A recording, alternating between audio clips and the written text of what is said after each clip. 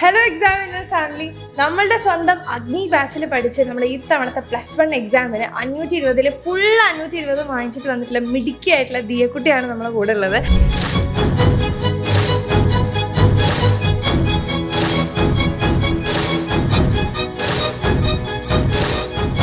അപ്പൊ ദിയക്കുട്ടി, അപ്പൊ ആദ്യം തന്നെ ഒരു അടിപൊളി കൺഗ്രാറ്റ്സ്. ഇത്രയും മാർക്ക്, ഒരു മാർക്ക് പോലും കളയാതെ മൊത്തം വാങ്ങിച്ചതിന് കൺഗ്രാറ്റ്സ്. അപ്പൊ എന്താണ് ആ ഒരു റിസൾട്ട് അറിഞ്ഞ നിമിഷത്തിലുണ്ടായിരുന്ന ഒരു എക്സ്പീരിയൻസ്?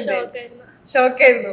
വീട്ടിലില്ലായിരുന്നു, അപ്പൊ പുറത്തുനിന്നാണ് നോക്കുന്നത്. അപ്പൊ ഭയങ്കര എക്സൈറ്റഡ്. ഒറ്റയ്ക്കായിരുന്നു? ഉമ്മ ഉണ്ടായിരുന്നു. അപ്പൊ എല്ലാവരും പറഞ്ഞപ്പോ എന്ത് പറഞ്ഞു? എല്ലാരും ഷോക്കായി പോയി. ഓക്കെ.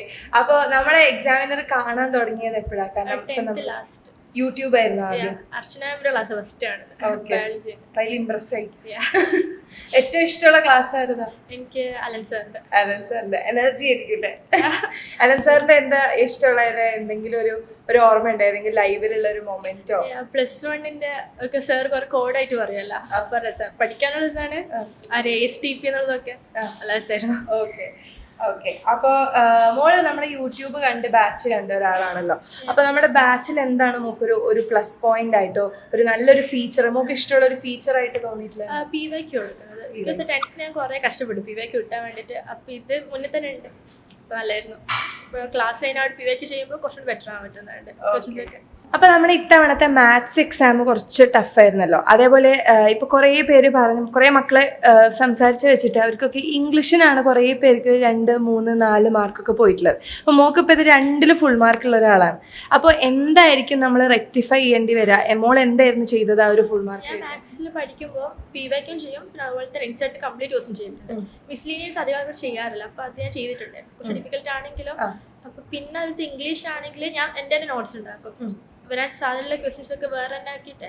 അപ്പോൾ അത് കുറച്ചുകൂടി ബെറ്റർ ആയിട്ട് തോന്നി. എനിക്കൊരു ടെൻഷൻ ഇംഗ്ലീഷ് ആയിരുന്നു. ഓക്കെ. അപ്പൊ നെക്സ്റ്റ് ഇയർ സ്റ്റുഡൻസിന് എന്താ നമുക്ക് പറഞ്ഞു കൊടുക്കാനുള്ളത്? അതായത് ഇപ്പൊ ഇംഗ്ലീഷ് ഇങ്ങനെ പഠിക്കണം, അങ്ങനെ എഴുതണം, അങ്ങനെ എന്തെങ്കിലും ഒരു ടിപ്പ് പറഞ്ഞു കൊടുക്കാം? ഇംഗ്ലീഷ് ഇപ്പോൾ വായിക്കാൻ മാത്രമല്ല, നമ്മളെ നോട്ട്സ് ഉണ്ടാക്കാം. മീൻസ് ക്വസ്റ്റ്യൻസ് നോക്കാം.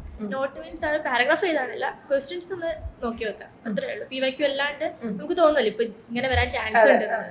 അപ്പൊ അത് നോക്കി വെച്ചാൽ പിന്നെ കുറച്ച് റെഫർ ചെയ്യാൻ പുറത്തുനിന്ന്. കാരണം കംപ്ലീറ്റ് നമ്മളെ പോയിന്റ് ഓഫ് വ്യൂ എഴുതാൻ പറയുന്നത്. അപ്പൊ കുറച്ച് ഡിഫിക്കൽട്ട് ആയിരിക്കും. എനിക്ക് അങ്ങനെ ആയിരുന്നു. അപ്പൊ അങ്ങനെ കുറച്ച് ചെയ്താലേ നല്ലതായിരിക്കും. ഓക്കെ. അപ്പൊ നമുക്ക് ഒരു ചാപ്റ്റർ പഠിക്കാൻ മോള് ഫോളോ ചെയ്ത ഒരു രീതി ഏതാ? അപ്പൊ കുറേ കുട്ടിയൊക്കെ ഉണ്ടാവും ആ പഠിക്കാനുള്ള ഒരു നാക്ക് കിട്ടാത്ത കുറേ പേരുണ്ടാവും. അതായത് മാർക്ക് വേണമെന്നുണ്ടാവും, ഹാർഡ് വർക്ക് ചെയ്യുന്നുണ്ടാവും, പക്ഷെ കറക്റ്റ് ആയിട്ടുള്ള ഹാർഡ് വർക്ക് ആയിരിക്കില്ല അവർ ചെയ്യുന്നുണ്ടാവുക.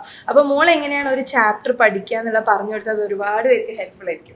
ഞാൻ ഫസ്റ്റ് എക്സാമിനറിന്റെ വീഡിയോസ് കാണും, പിന്നെ സ്കൂളിൽ പോകുന്നില്ല. അപ്പൊ അതും കൂടി കാണുമ്പോൾ കാരണം റിവിഷനായി അവിടെ തന്നെ. പിന്നെ ഇവരുടെ ക്ലാസ്സിൽ തരുന്ന ആ ഒരു നോട്ട്സ് നോക്കാറുള്ളൂ. പിന്നെ അത് കഴിഞ്ഞിട്ട് PYQ ചെയ്യും, പിന്നെ എൻസ്റ്റാർട്ട്.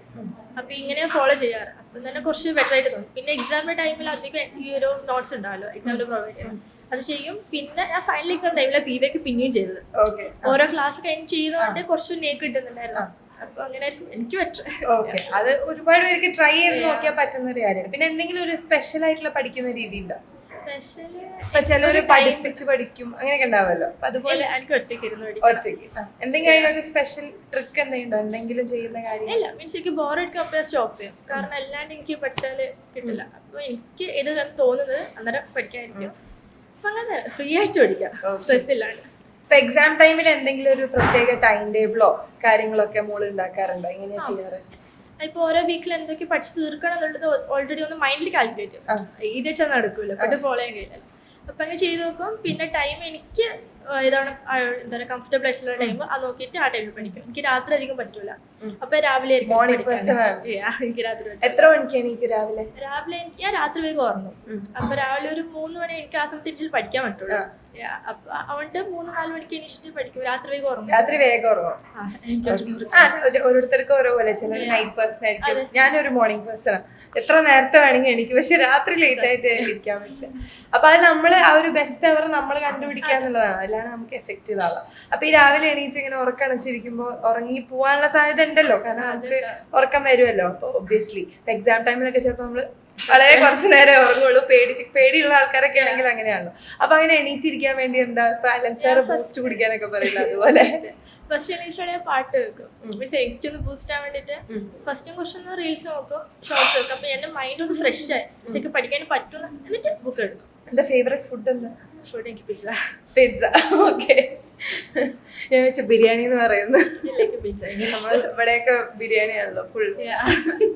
ഓക്കെ. അപ്പൊ നമ്മുടെ എക്സാമിന്റെ ടീച്ചേഴ്സിനെ ചൂസ് ചെയ്യാനുള്ള കാരണം എന്താണ് അവരെ സ്പെഷ്യൽ ആക്കുന്നത്? ബിക്കോസ് ക്ലാസ് ഒക്കെ ഭയങ്കര എനർജറ്റിക് ആണ്. ഇപ്പൊ സ്റ്റാർട്ട് ഔട്ട് എൻ്റെ ആണെങ്കിലും നല്ല ബൂസ്റ്റ് ആയിട്ട് ഇരിക്കാം. അതുകൊണ്ട് എനിക്ക് ഭയങ്കര ഇഷ്ടമാണ്. ഓക്കെ. ഏതെങ്കിലും ഒരു ടീച്ചറോട് ഒരു ഇപ്പൊ നിങ്ങൾ അതിൽ കൂടെ ഒക്കെ കാണുന്നുള്ളൂ, നേരിട്ട് ഇപ്പോഴായിരിക്കും എല്ലാവരും കാണുന്നുണ്ടാവും, പക്ഷെ എന്നാലും ഒരു ഇമോഷണൽ കണക്ഷൻ തോന്നിയ ഏതെങ്കിലും ഒരു ടീച്ചർ ഉണ്ടോ? എനിക്ക് അലൻ സാർ. സാർ പറയുമ്പോൾ പെട്ടെന്ന് മോട്ടിവേറ്റ് ആവും. അലൻ സാർ ഫാൻസ് ആണല്ലേ? അലക്സ് സാറിന് ഇഷ്ടമാണ്. അലക്സ് സാർ കേൾക്കേണ്ട സങ്കടം. ഓക്കെ.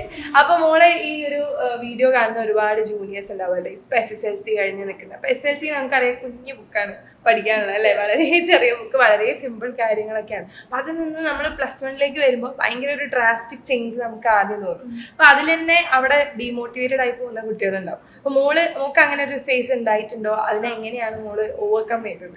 ഞാൻ ഉണ്ടായിട്ടുണ്ട്. എല്ലാവരും സ്ട്രെസ് പിടിപ്പോയി. അപ്പൊ ഞാൻ ഉമ്മാനത്തെ എനിക്കിപ്പോ പറ്റുന്നില്ല പഠിക്കാൻ, എന്തോ ഒരു ഫീൽ ആയിരുന്നു. ഉമ്മ എന്നെ കൊണ്ട് പുറത്ത് പോയി, നമ്മൾ ദിവസം ഫുൾ പുറത്ത് ചില്ലായി. എന്നിട്ട് വന്നു, പിറ്റേഴ്സ് തൊട്ട് സ്റ്റാർട്ട് ചെയ്തു. അപ്പോൾ എടുക്കുന്ന ബ്രേക്ക് എടുക്കുന്നല്ലായിരിക്കും. ഓക്കെ.